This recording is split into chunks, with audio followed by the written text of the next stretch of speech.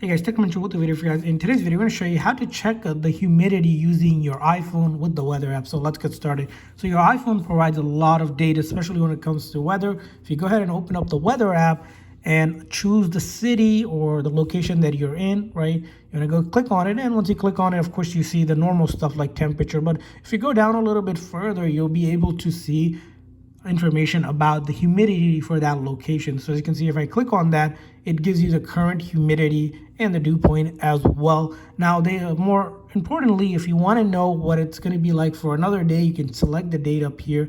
And then along with that, if you use your finger to swipe, you can also see the timestamp up top here, where it tells you during the day what time the humidity is going to be higher or lower. So if you want to kind of understand how the humidity is going to be during the day, you can kind of use that sliding finger to see the different day and time as well. And then also you'll get a daily summary here, which you can help understand a little bit about how humidity is, and then dew point as well, just like that. And information is available on your iPhone.